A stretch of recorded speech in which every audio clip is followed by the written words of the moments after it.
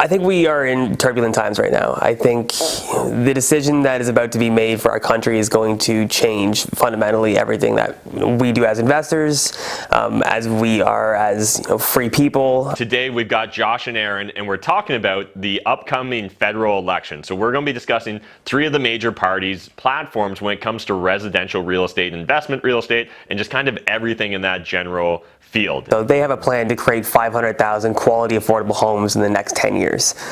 They haven't really outlined exactly how they plan on doing that. Yeah, I mean, it's great to be able to promise, 500,000 homes, but when you take a look at what some of the immigration policy that's come out, and they're looking at bringing, I think it was around 400,000 new immigrants into the country, with the stuff that's going on in Afghanistan. I think there was talks of like 20,000 Afghan refugees coming in. You almost got 500,000 immigrants coming into the country, refugees coming in. Where are you going to put them when you're looking at building 500,000 new homes? I mean, over 10 years. Over 10 years, yeah. Like, you're barely building enough homes to service all the, the new immigration coming in. So what does that mean for, current residents of Canada that are going to be looking to buy a home? Jagmeet Singh has said that they're going to give these families $5,000 annually to cover the cost of housing. Yeah, I'm sure it's not coming out of his pocket. So I'm sure it's going to be some sort of tax thing. And you're not really doing anything to drastically increase affordability. I agree. I think they're just gaming the system. I don't think it's really, I think it's a Band-Aid fix. I think somebody sat in a room and was like, I need a bunch of campaign promises. Let's figure out how we can save dollars out of somebody's pocket every single day. And these are what they came up with.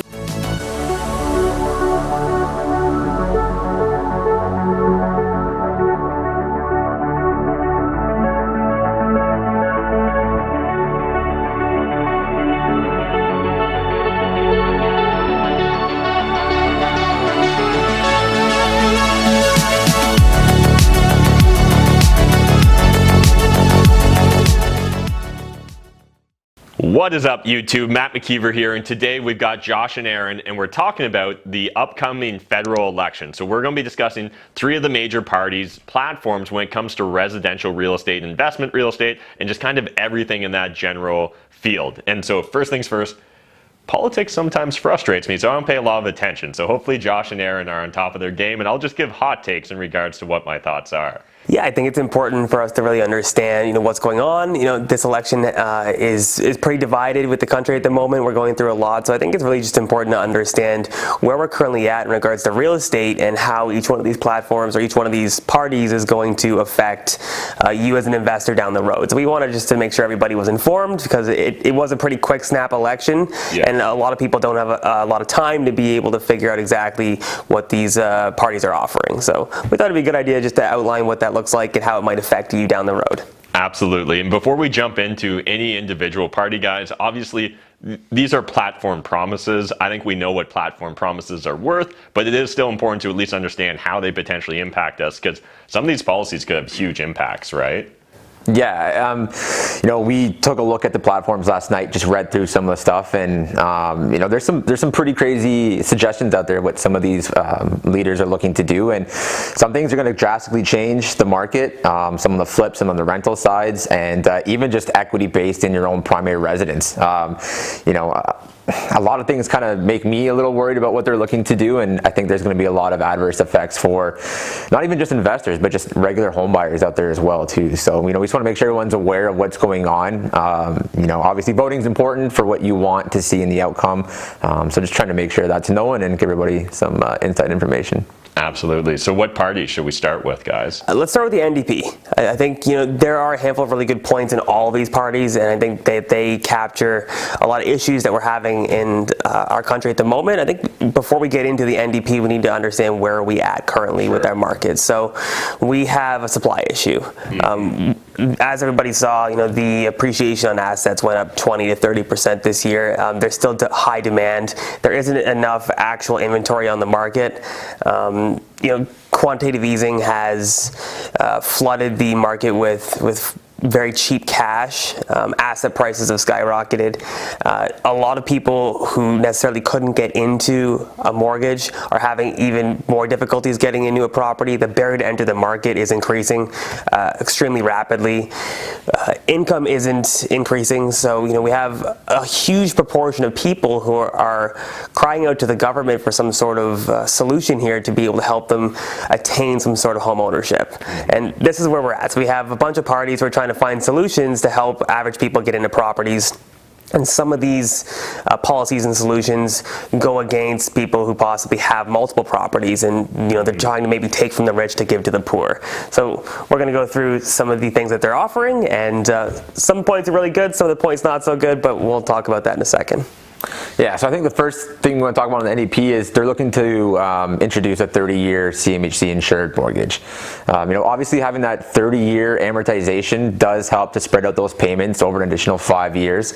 Anybody who's purchased properties, has taken a look at the difference of that 25-year versus a 30-year, and even on the B side for some of those lenders who have a 35-year, we see the difference in being able to afford and how much that can help in reducing that mortgage payment. So coming from a perspective of just helping home buyers be able to get into a market that's pretty hot right now. Obviously, like Josh said, affordability is going to be tough right now coming off the pandemic, where income's going to be at, people getting jobs if they were laid off. So just trying to help increase that affordability. A 30-year amortization would help that. It would help to reduce those payments. For those home buyers who are sitting right on the edge of their debt ratios, this might be something that would allow them to be more competitive in the market and get into that first home. For sure. One of the things that the NDP party wants to do to combat the inventory in the market is create housing. So they have a plan to create 500,000 quality affordable homes in the next 10 years. They haven't really outlined exactly how they plan on doing that, but through what I've read, a lot of these parties are looking to invest in infrastructure to allow people to be able to commute maybe from somewhere that is less expensive into a densely populated area. So creating that need for, or facilitating the need to build the houses in the less expensive areas. Yeah, so the next thing that they're looking to do is introduce a 20% foreign buyers tax on all properties. Obviously this would prevent foreign home buyers from just buying up properties. There is something to be said about having empty homes. I know there has been some speculation tax talks about that too, but in terms of what I've seen, and probably what you guys have seen as well too, being involved, I don't know how many homes are just sitting empty right now. I know there's talk of Airbnbs and what they do in the market, but from the people that I know that have Airbnbs, I can tell you they're not sitting empty right now either. So they're being used, and I understand where they're coming from with this 20% foreign buyers tax. I don't know if this is necessarily a solution that's going to change the entire housing market and reduce prices, cool it down, but maybe they're privy to something that we aren't, and with some of the numbers, but I guess we'll see if that does in fact help. One of the really cool policy changes that I think the NDP is planning on doing is cutting the red tape for developers. So they're going to try to take the federal portion of the HST GST away for construction for new homes. So they're going to try to invest in cutting the red tape to allow more supply to hit the market, which I think is a great way to be able to combat the issue. A lot of the pain points is just bottlenecked with the municipalities when it comes to trying to get permits or trying to get site plan approval to build your project. It can take years and hundreds of thousands of dollars to actually get it going. So once they can combat that and start moving towards allowing building to happen, it's going to facilitate the builders into creating a vast majority of houses. Yeah, it's great to be able to promise, 500,000 homes, but if the red tape's there and the flags are in the way and the roadblocks, and you aren't able to build these homes as quickly as they'd like, what good is building these homes? And when you take a look at what some of the immigration policy that's come out, and they're looking at bringing, I think it was around 400,000 new immigrants into the country, with the stuff that's going on in Afghanistan. I think there was talks of like 20,000 Afghan refugees coming in. You almost got 500,000 immigrants coming into the country, refugees coming in. Where are you going to put them when you're looking at building 500,000 new homes? I mean, Over 10 years. Over 10 years, yeah. Like, you're barely building enough homes to service all the, the new immigration coming in. So what does that mean for, current residents of Canada that are going to be looking to buy a home? How are they going to be able to compete with, immigrants coming in with their own money? And being competitive. And we know how quickly politicians are to implement these acts, how quickly they're going to cut the red tape, allow these builders to start building faster, allow new expansions of city limits, and get these homes built. I could completely agree. One of the things one of the issues that most new home buyers have is the total cost to get into a home. So what the NDP is trying to do is reduce that cost. What they want to do is give a tax credit, but have it given to the buyer when they buy the house, not in tax time. So that financial burden of actually purchasing the property, whether that is your lawyer fees or your appraisal, whatever that might look like, it can be decently hard for most families to be able to save that 5%, nevertheless have $2,000 or $3,000 to close. So the government wants to be able to give some sort of financial incentive right at the bat when you closing your transaction. That's going to lessen the burden of actually being able to purchase a home. And last but not least, they want to give some helicopter money out. So they have this plan to give families who can't afford to have a place to live $5,000 a year. I'm not too sure exactly how viable that is or where that money is coming from, but I think that's just one of those election promises that got thrown out there because there's a growing group of people who truly can't afford to have a place to live, or so it's going to be interesting to see how they actually combat that. But Jagmeet Singh has said that they're going to give these families $5,000 annually to cover the cost of housing. Yeah, I'm sure it's not coming out of his pocket, so I'm sure it's going to be some sort of tax thing. And I think the common theme over the last year has been money coming out, social assistance type money, the SIR benefit. From my eyes, I don't know what it does to help incite people to really push themselves to move forward with anything. And if people are getting a $5,000 a year tax credit, is that really going to help the rental market? Or I think I've talked to some realtors right now, and there's bids on leases right now, and if they're getting an extra $5,000, is that going to help the rental market? Is that going to help prices increase, or is that truly going to help rental, rates stabilize? And I don't think it's going to help it stabilize. I think it may help actually push it up a little bit further because, well, now I got an extra $5,000 a year. I can afford this extra rent. And I mean, landlords, are going to be in the know and be in the aware, and not saying that they're going to take advantage of it, but when you have a competitive system and people are willing to spend more, it's just kind of the way things tend to go. The market's just going to kind of take over, right? And market dynamics will dictate that they'll just be $5,000 more chasing those same number of rental properties. And I think when thinking about all these different campaign promises, and this is just on the NDP right now, but I think it applies to any of these parties, it's really difficult to see how, just magically we can create X number of housing that's affordable and that really is going to move the needle, especially on these larger timelines. Even things like extending the terms of mortgages to a 30-year mortgage. Again, like that may in theory make it more affordable, but if everyone has that opportunity, then everyone's going to be playing by the new rules. And again, I suspect that we're just going to see more money chasing after the same amount of real estate. Yeah, and I mean a 30-year amortization after we just increased the stress test to 5.25, like all we're really doing is just kind of like neutralizing the last effect that went into place, right? So I think there's more things that these parties could do overall, and I think when you've taken steps to put that stress test in place, and now you're going to increase the 30-year am, you're not really doing anything to drastically increase affordability. I agree. I think they're just gaming the system. I don't think it's really, I think it's a Band-Aid fix. I think somebody sat in a room and was like, I need a bunch of campaign promises. Let's figure out how we can save dollars out of somebody's pocket every single day. And these are what they came up with. Yeah, what sounds good. Yeah, for sure. Next party we're going to touch on is the Liberal Party Canada. Our current leaders, they have, I believe, been governing us for the last six years. Feels longer. Yeah. It's been quite a while. I'm impartial, obviously. For this video, we're just telling you facts as to what the current situation is. Everybody can make their own decision as to what's going to be best for you and your family. So let's just get into what they're willing to offer. So they're committing $1 billion in loans and grants towards a rent-to-own system. I definitely think that this maybe wasn't thought out as much as it probably should have. The rent-to-own system isn't necessarily a great system, and it doesn't really give the person who's renting an advantage.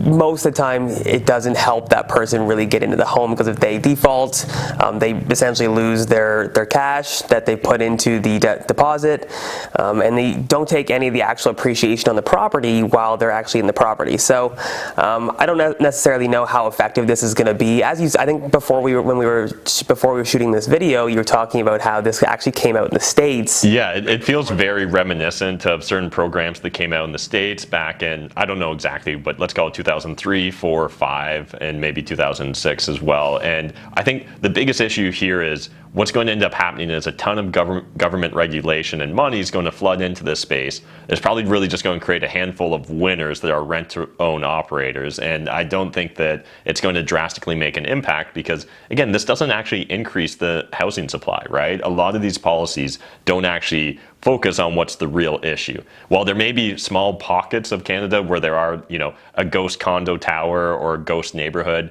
I don't think that we've got entire cities that are just vacant because of random investors, whether they be foreign or domestic. And I think it's really important that politicians start being more honest about this. Like, it really is going to come down to units, I think, right? 100% it's coming down to supply. Like, you need to be able to open the floodgates to allow for good quality properties to be built and be built fast to be able to combat what's happening here. And unless you add supply to the market, you're not going to actually see anything slow down. Yeah, and I think you pointed out is it's great to state points, but transparency about how these points are implemented and how they're going to be acted is key. I mean, like, who are going to be the landlords for these properties? I mean, when one of the hot topics right now is investors owning properties, I mean, you have to have someone to buy the property, to be able to rent it out to a potential owner. Who's going to be that owner? Or is it going to be a government-based company that's going to be putting this together, and the properties are going to be owned by the government? Are they going to put grants out for just the average investor to be able to own, or some of the rent-to-own companies that are already out there? Is there going to be grants and benefits given to them? It'd be good to know how they're going to implement it. I think another thing to consider too in the rent-to-owns is the rent rates are historically higher than what an average rental is, because they need that forced improvement most times to the property. When we're talking about high rental rates right now, is implementing a system that has on average higher rentals going to help people? Or are they going to be able to get in and afford that? And the key thing too is you still have to be able to afford the mortgage at the end of the term. When we have hot increasing housing prices, if we aren't really doing anything to stabilize that, are they even going to be able to afford the mortgage at the end when they want to actually take over the property? So transparency would be key to see how they're going to actually make it affordable for those rent-to owners. They had a few bullet points as to the requirements for the rent-to-own program. One of them was that you have to have less than market rent on the actual property, which, as from an investor's standpoint, how do you have somebody who's paying less than market rents when you have to actually usually historically charge more so you can take a portion of it for the down payment? Like, I don't really understand how this works or how they're going to implement it, but $1 billion, guys. So we're going to see if that stimulates the economy if the Liberals do get back into power. A really cool point that the Liberals actually are introducing is a tax-free or hybrid tax-free savings account / RSP account. It's kind of interesting that they put an age requirement on it. So it's for first-time home buyers under the age of 40, and you can pull out from a TFSA / RSP up to $40,000 for your first purchase. Now, the kicker is you don't have to pay it back anymore. So a lot of people who are borrowing the RSPs up to $35,000 for their first purchase it was always like a balancing act between, okay, well, if I'm maxing out my qualification and now I have to make another payment to pay back my RSPs, like, does it make sense for me to do that? But now they're actually taking away the requirement to pay back. So, it is an interesting concept. I think it's a good idea. I don't necessarily believe in the fact that, they put an age gap on it. There are some people who probably need that program. I think it has a lot to do with just the RSP aspect of it, because you're getting to that age. They don't want people over 40 pulling out their RSPs. take a look at the age of people who have money into their RSP, and you talk about the great wealth transfer. It's those people who are 40 and over that have that wealth, and they definitely want to keep that locked in and not taken out. For sure, I think it's a good idea. I think this is one of the points that all of the parties should take a look at. It is decently challenging for most younger people right now to be able to get into the market, so having access to that RSP money or the TFSA money or whatever hybrid account that they create, to be able to pull it out tax-free and use it for a down payment is a great option.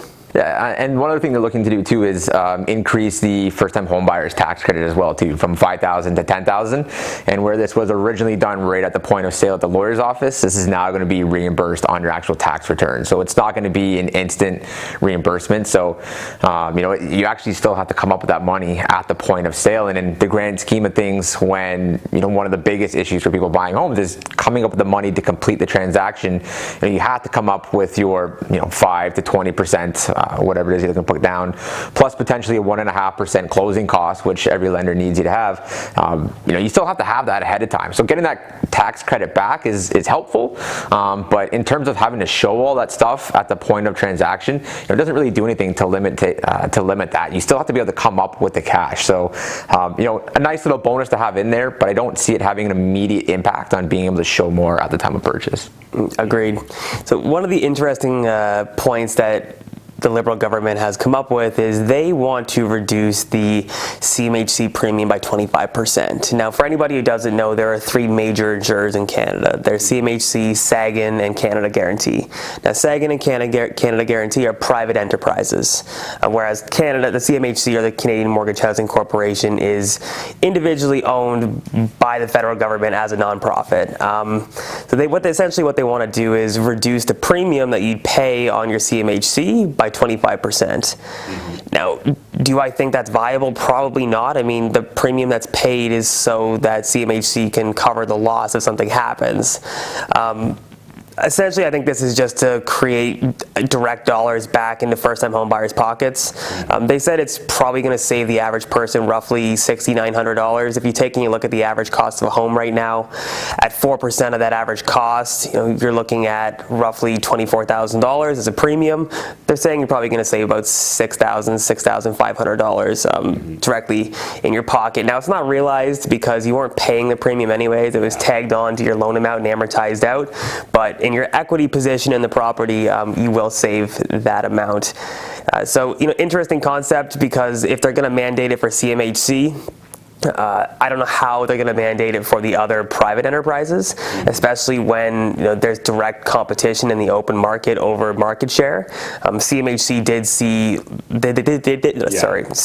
did lose market share when they decided to tighten things up when the pandemic happened, and Sagan actually started taking quite a bit of market share, and they realized it and they kind of reverted back to the way things were. But I don't know if this would necessarily help CMHC. It's kind of a ploy to save dollars for the average consumer, but at the end of the day, you're looking at like $29 a month. Like, it's not something that's really going to move the needle. I think that's a really important point to make on this policy in particular, is like that CMHC fee gets tagged onto your mortgage. So if I was looking at a $300,000 mortgage originally on my purchase and say $18,000 is my CMHC fee, my mortgage now becomes $318,000 rather than me like saving immediately the $6,000 or $7,000 that Josh was talking about. And so that really just comes down to like making a minute change to your monthly mortgage payment. And again, I think it's just one of those things that probably sounds good. And I know when you first buy your property, the first time you do buy it, and I can remember thinking this when I bought my first one, you see that statement of adjustments from your lawyer and you're like, wait, I owe like 97% on my property when I put 5% down, like WTF. But other than like really changing that maybe from a 97 to a 96, it's still not going to actually impact, I don't think, significantly someone's ability to either afford a property or their willingness to go in and buy that property. Yeah, I think it changed like a 4% premium to a 3%, and like Josh said, like we calculated it out, it saves like $27 per month. It does, I suppose, put a little bit of equity back into the property. In the grand scheme of things, most people exit an insured mortgage within 3 years anyways. So you're not really realizing that full savings. $27 a month isn't huge, isn't make or break. And I think the biggest thing is, a lot of the politicians and their platforms take advantage of lack of understanding from voters to begin with. So they say something that reduction of single premium. It sounds great, but when you really do the math and you look at it, is it really making a huge difference in terms of affordability? I don't think so. Completely agree. One of the things that the Liberal government wants to do, a lot like the NDP and the Conservatives, is they want to build houses and rejuvenate houses. So they have a plan to do that, to build, repair 1.4 million houses over the next 4 years. 4 years. I don't think this is doable at all, to be honest with you. I'm not too sure exactly how they're going to go about doing that. They said they have some plans to invest in infrastructure and to kind of cut the red tape for developers to come in and start developing. 1.4 million houses is extremely aggressive, just considering the track record. That's what's happened the last 6 years. This hasn't really been something that's on top of the Liberals' mind. They haven't combated this issue at all. I think if you were going to do something about it, you would have done something about it 6 months ago. I don't necessarily know how that's going to happen, but 1.4 million houses, that would definitely at least be a start to helping with the supply issue. And I think I read a stat that over the last 6 years, they've on average built about like 17,000 or 16,000 a year. So it's not quite the pace of record that they'd be looking to, 1.4 million in the 4 years. They'd have to step that up. But, if that was their goal, I haven't seen much opening of the floodgates, allowing annexing, allowing builders to be able to build quicker with permits and stuff like that. So, I haven't seen any real life implemented changes to make up for that initial goal over the last 6 years. It's, from the majority of people that we've talked to and some of the developers, it still seems pretty tough to be able to get out there and develop. So, if that was your goal 6 years ago to increase housing, we haven't seen it. The next policy change we want to talk about is their movement to ban blind bidding. And for those who don't know what that is, blind bidding is essentially you're putting in offers on a property without really knowing what the other offers are on the table. Obviously, this is frustrating for buyers because you don't know what you're competing with, and in a hot market, it means you either put in a safe bid, which in most home buyers' minds, they automatically assume they're probably not going to get the offer accepted, or they're really aggressive and there's an opportunity to overpay. There's an opportunity for the appraisal to not come in. So not only are you overpaying, but you're potentially paying more out of pocket to make up for any difference on the appraisal. And what they want to move to is an auction system. Now, this has already been implemented in Australia, and there has been some feedback given from that. I think the big takeaway from the auction system is the quickness that buyers and bidders have to make their decisions based upon. Obviously, in an auction, you don't get time to call your mortgage agent, consult on where your affordability is, talk to your realtor, say, hey, what are the comps on this? Am I going over? Does this make sense for this area? It's, split decision thinking, and, on the spot decisions like that with a huge financial purchase isn't probably the best thing for, an economy that's trying to recover, and we're looking at trying to, reduce indebtedness to buyers. We're trying to make more smart decisions. Quick emotional decisions. You find a home that you love and you're in the middle of an auction and a bid, you're likely going to just start making decisions that are irrational because you love that home.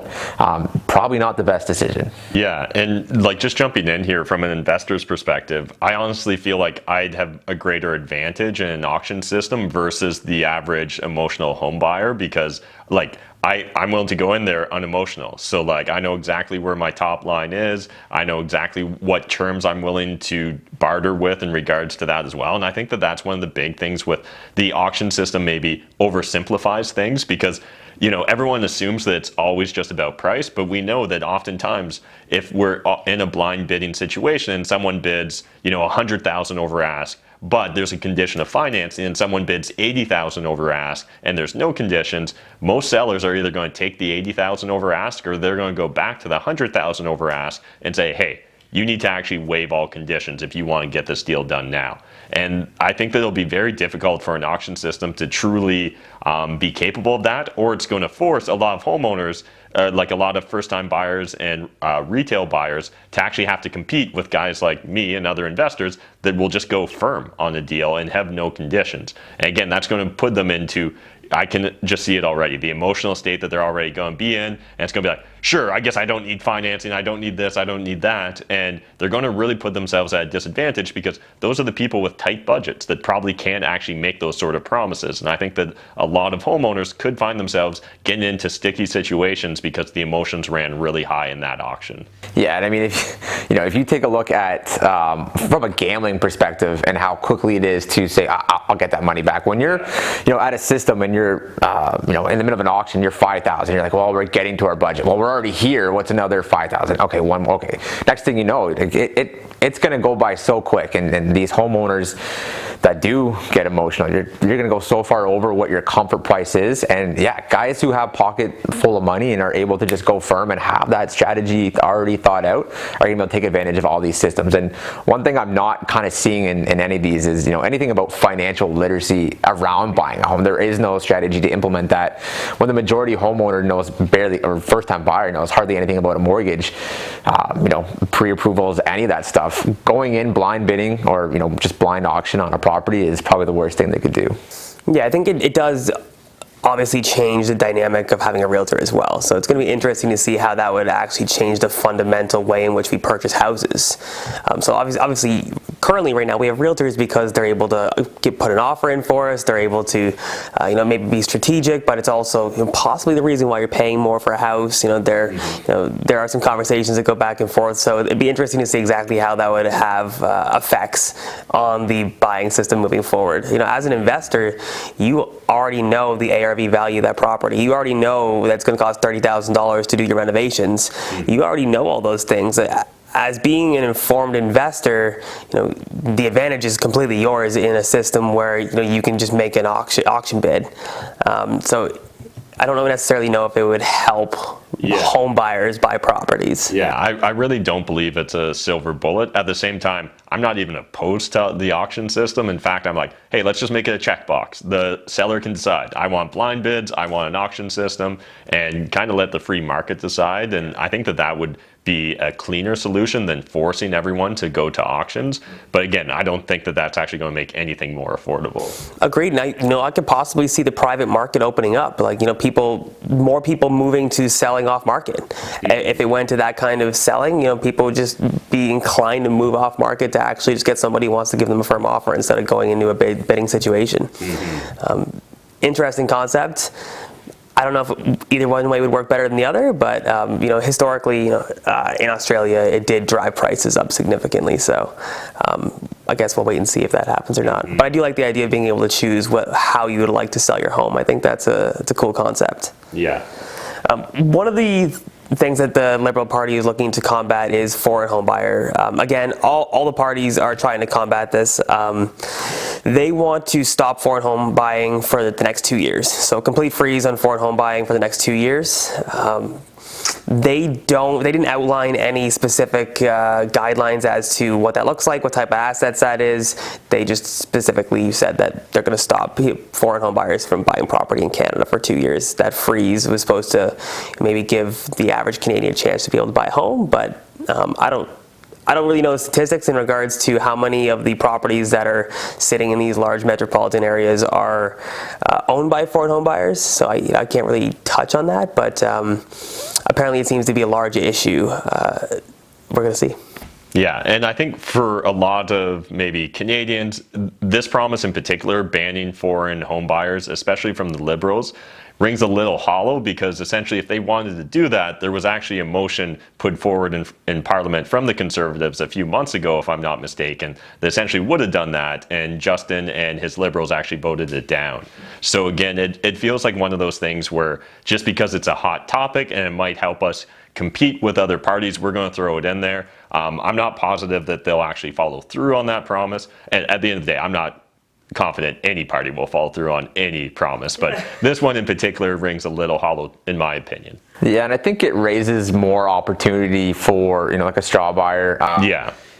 There's rich foreign investors will find workarounds, in my opinion. Yeah, sure. And there already are workarounds that people can use if they really wanted to. I'm not saying you should, but there are ways that they could get around it currently to be able to buy. And these guys are experienced. They have money. They have people that are going to be able to find solutions for them. Like any type of policy that goes into place, someone's going to find a way to work around it if they have enough money. Whether that's giving money to someone else to buy privately and just having them buy, refinance. It's not illegal. It's common practice for some of these guys to be able to do it. It happens as is already. So it's just going to create other ways for them to move around it. Completely agree. Some of the interesting or kind of hot topics that I've heard come out of the Liberal government in the last few weeks is touching on capital gains tax for your personal residence. Now that's a big thing for a lot of homeowners, and if you guys don't know what that is, essentially if you own a rental property and you sell it, you currently pay 50% capital gains tax on the property. Now most people or most Canadians now have their nest egg or their life savings in these assets that they purchased a long time ago, and that's what they're going to retire with, or that's what they're leaving their kids. It's very difficult for an average family to be able to save $1 million in liquid assets. Now, this is essentially the only way that most families have been able to move into that middle class, is because they've been able to buy these, a home that's grown exponentially in value over the last 20 years. So what the government has proposed to do is add some sort of tax to that. I think that what they want to do is essentially to slow the market down. I think that would definitely slow the market down. A lot of people would think twice about moving because they'd have to pay tax on the gain that they have on their home. I think this is a terrible idea. I think that you tax us enough already on everything else that your home is something sacred. I think it's a great way for Canadians to be able to get ahead, and I definitely think that this is something that shouldn't be implemented. I think it's an interesting thing to have on the same docket as $1 billion into a rent-to-own market as well too. When you already put someone in a process that creates very little equity for them, and then once they finally achieve that ownership and is able to use that to help them support financially. I mean, a home equity line of credit and that equity takeout, that's a huge option for debt consolidation for a lot of these high interest debts. One of the first things that we saw when we got into the mortgage market was the ability to use a lower interest and use that equity to pay off some of those higher interest credit cards and lines of credits. It's a great option for those people who are stuck in that high interest debt to be able to take that away and cut that, that end goal of owning a home. Do you push people to want to purchase a home, or do you create more renters in that case if they don't have that ability to really tap into that equity? And I think the big thing here when we're thinking about taxing the capital gains or treating it like capital gains on a principal residence is understanding first the funds that person usually would get from the sale of their house, they used to go buy the next house. So what this is actually going to do, in my opinion, is force a lot of people to decide not to upgrade. They're going to be scared to move. Like that idea of moving from Prince Edward Island now to Alberta is way scarier if you don't get to take all the money that's in your house and bring it to the next province or your next house, right? And in fact, I imagine that this is just going to allow more wealthy individuals and those with greater home equity to acquire more houses, because what I'm going to do is never sell my property. I'm going to tap into the equity, borrow against it, then go buy another one. And this really feels like a way for the rich to get richer, in my opinion, versus actually helping the average Canadian. I just envision we already have such a lack of supply that everyone's going to decide I can't afford to sell my house because I won't be able to afford to buy the next one. And so I literally think that this is a terrible idea. Although that being said, if you guys remember way back several years ago on my YouTube channel, I chatted about the moment they implemented the tracking of this, right? The moment they said that we had to report on our tax returns the sale of our principal residence, that was a forecast, in my opinion, of what their intentions were to do here. So this is one campaign promise I really believe they mean. 100%. I think there are a handful of concerning things, and one of the things I wanted to touch on, which is going to affect all the flippers out there, is they want to tax you for any property that is sold within 12 months of purchase, more than you already do for your capital gains tax. They want to stop flippers from essentially flipping properties. I don't necessarily think that's a good idea, specifically because there are a ton of dilapidated houses. There are properties out there that need to be refurbished. We have a supply issue. That supply issue is being essentially taken care of by investors who are refurbishing houses and selling them to people who need places to live or rent. But it's allowing us to be able to refurbish the houses we have.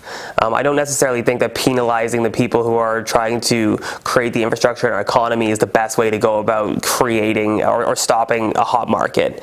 Yeah, this is literally going to cause just a decrease in supply again, because think about it. It sounds good in theory. Those rich flippers are just taking all the houses and making it more expensive. I get how that sounds really good on the campaign trail, but if we take a step back and actually put yourself in the position of a first-time home buyer, I'm struggling to save up 5% down.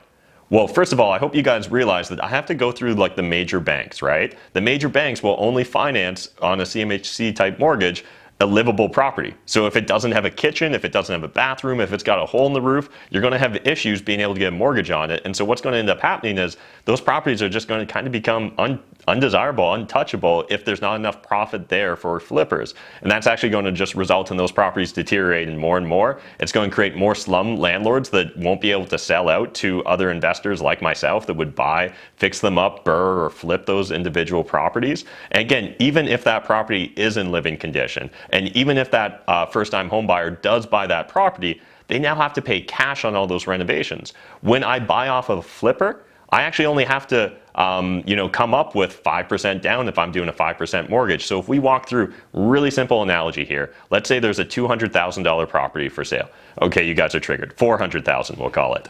Okay, a $400,000 property and it needs $40,000 in renovations. Well, 5% down on that $400,000, that's $20,000.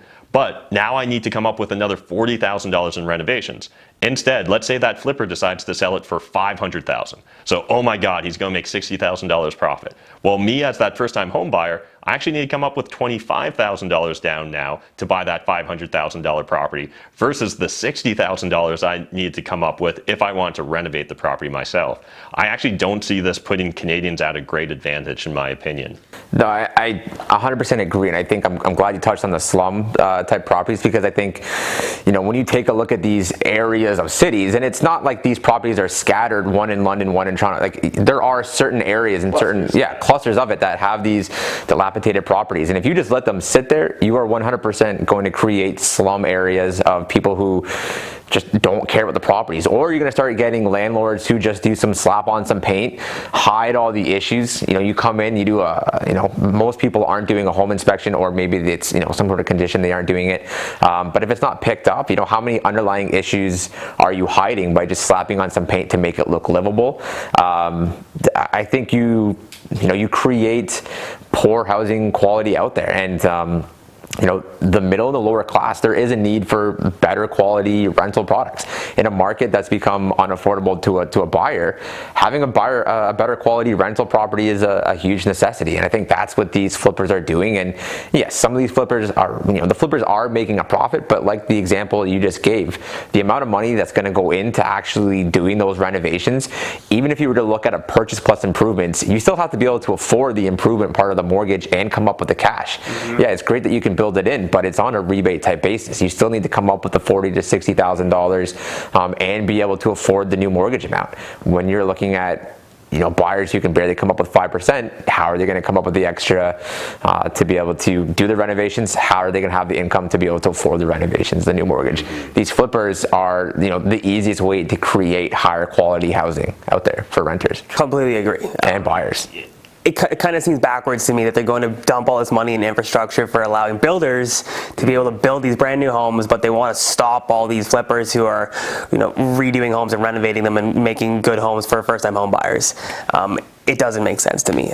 And obviously this would affect everybody out here who is doing the burr or who's looking to flip a property. I highly recommend you guys take a look at this.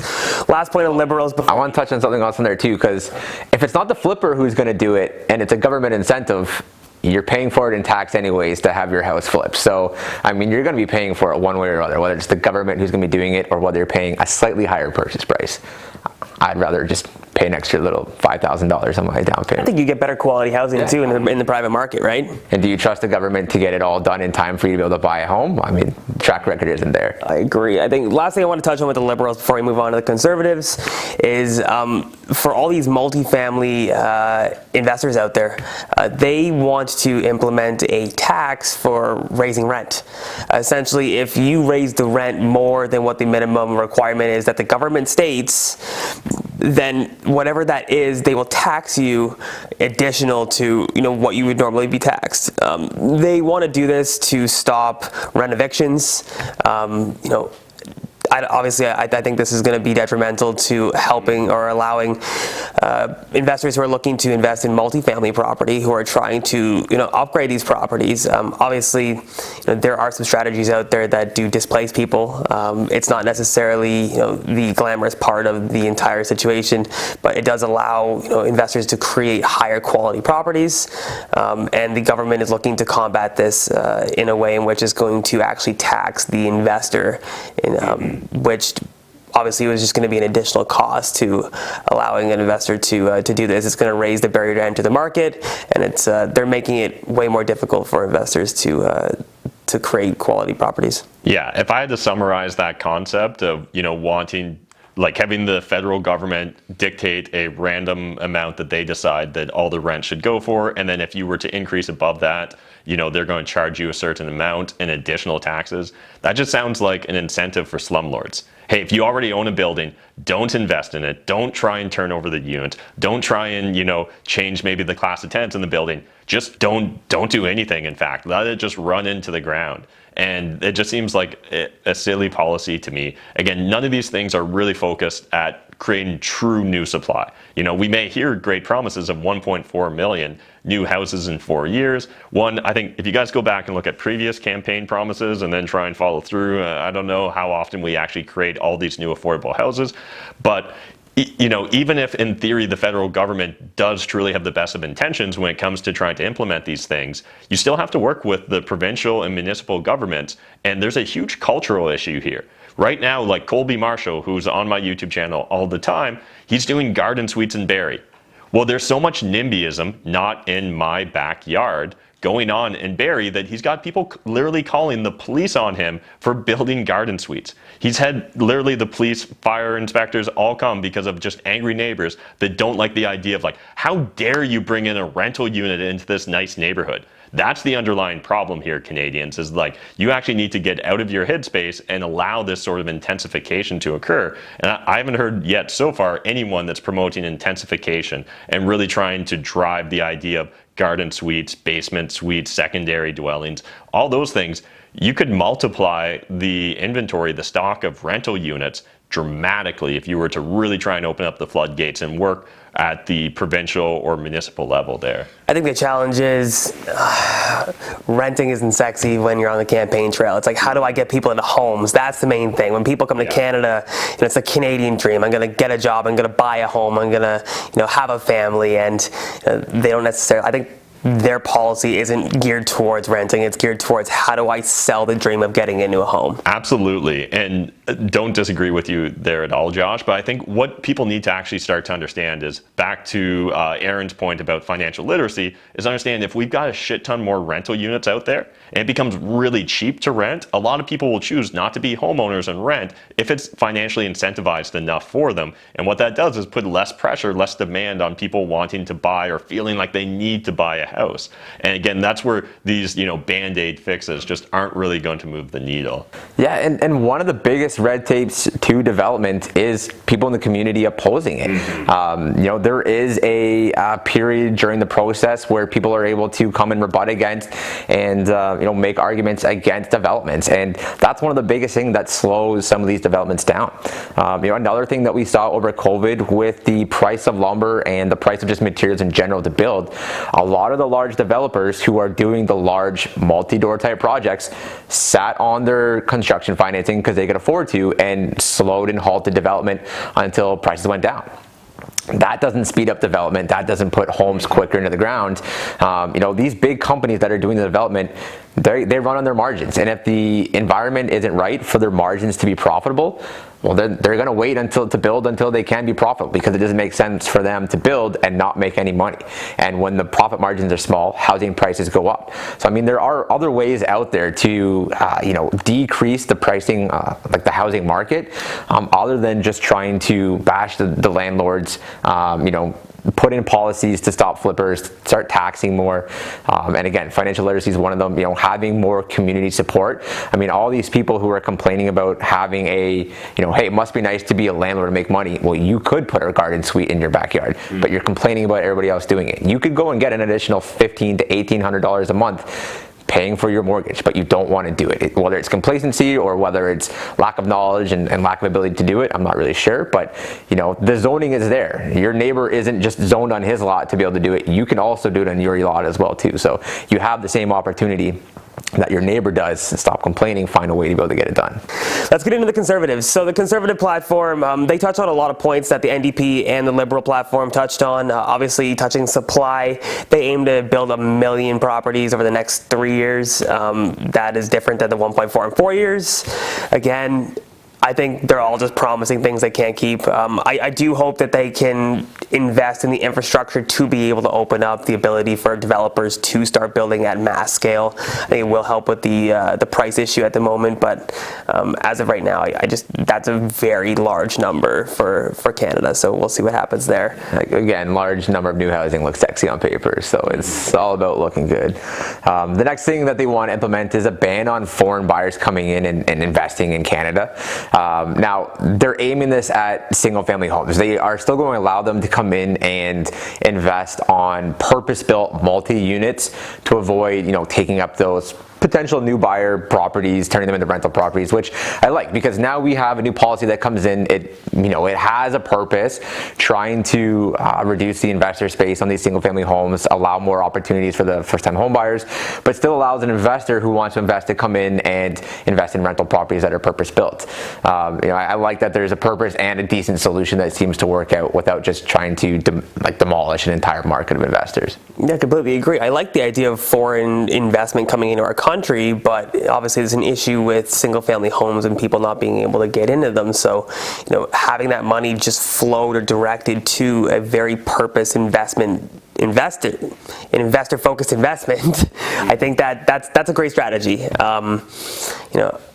Stimulating our economy is probably the number one thing that the Conservatives want to do, especially in the current climate that we're in.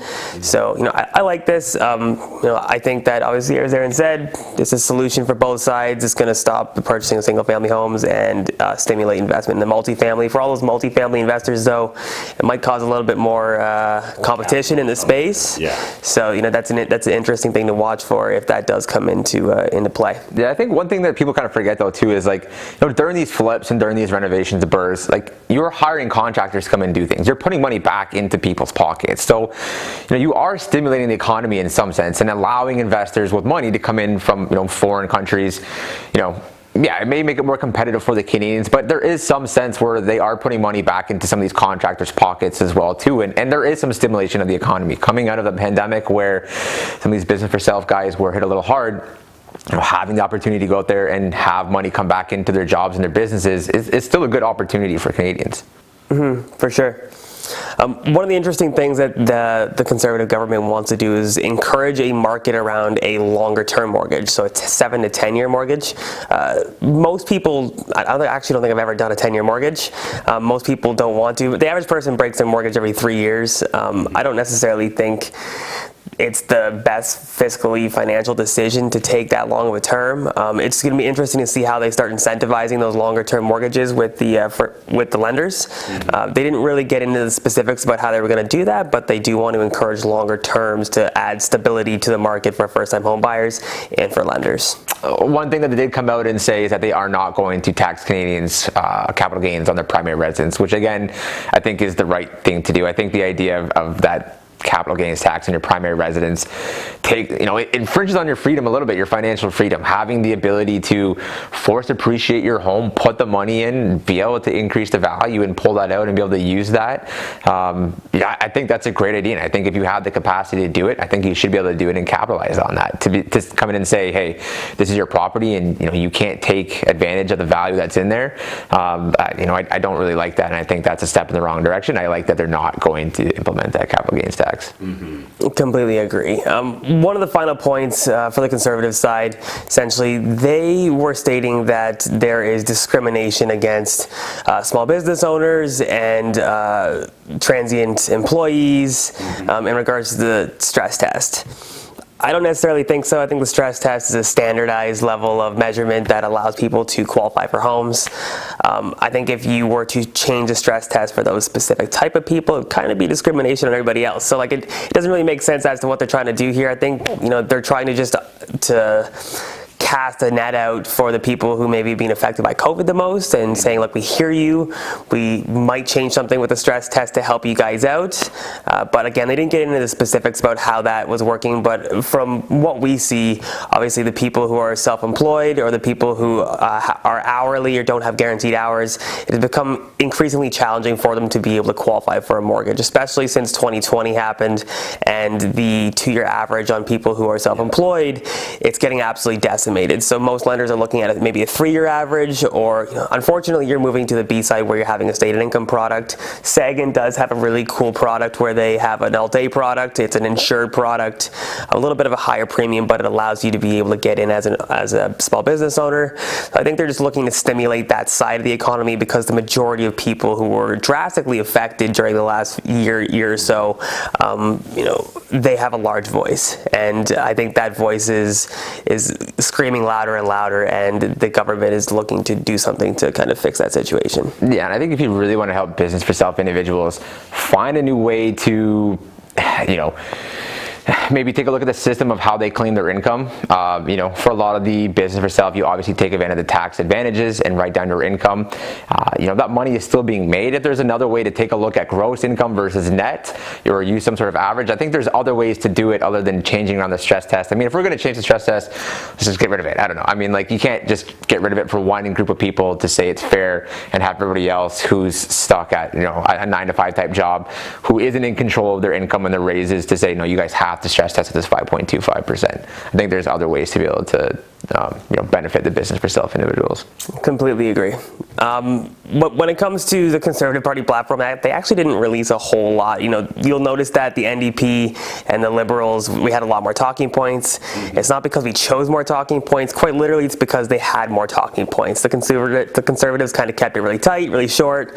And when you take a look at the actual websites, it was a little bit more challenging to find the Conservatives' outline of their housing, whereas the Liberals and the NDP had it on their websites, free and available for everybody to see.